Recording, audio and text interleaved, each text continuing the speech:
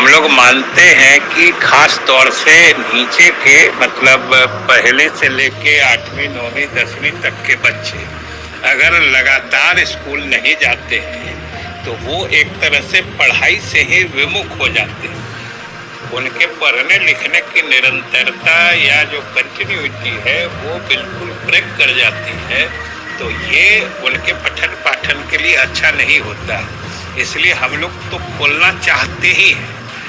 और ICMR का जो अभी कल रिपोर्ट आया है, कल के अखबारों में आया था, परसों उन लोगों ने कहा है कि कुछ हम लोग में इम्यूनिटी डेवलप किया है 60-70% में और बच्चे ज़्यादा सुरक्षित हैं। लेकिन जो तीसरे लहर की बात हो रही है, जब तक उसके संबंध में कोई चीज़ स्पष्ट नहीं होगी तब तक इसमें फैसला लेना मुश्किल लगता है। कि हम लोग चाहते हैं कि बच्चे पढ़ें, लेकिन उनके स्वास्थ्य को जोखिम में डालकर तो पढ़ाई की व्यवस्था नहीं की जा सकती है। इसलिए हम लोग चाहते हैं कि खुले।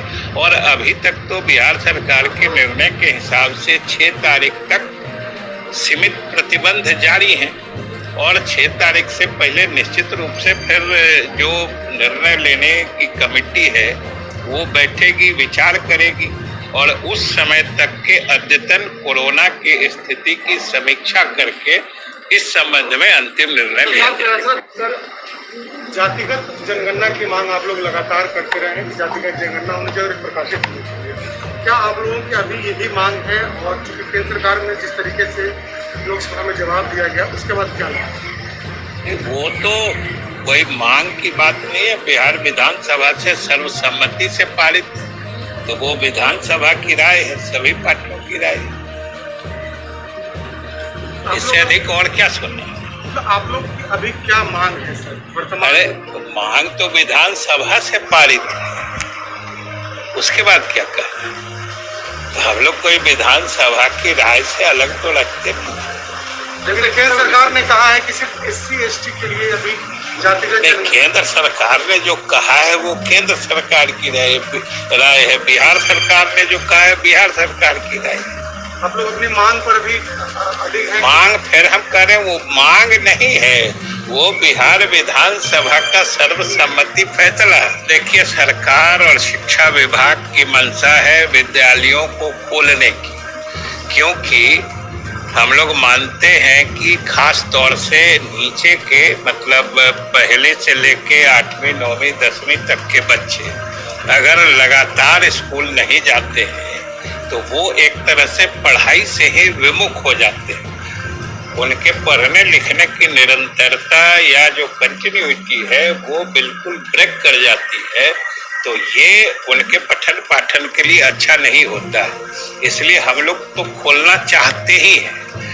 और ICMR का जो अभी कल रिपोर्ट आया है, कल के अखबारों में आया था, परसों उन लोगों ने कहा है कि कुछ हम लोग में इम्यूनिटी डेवलप किया है 60-70% में और बच्चे ज़्यादा सुरक्षित हैं। लेकिन जो तीसरे लहर की बात हो रही है, जब तक उसके संबंध में कोई चीज़ स्पष्ट नहीं होगी तब तक इसमें फैसला लेना मुश्किल लगता है।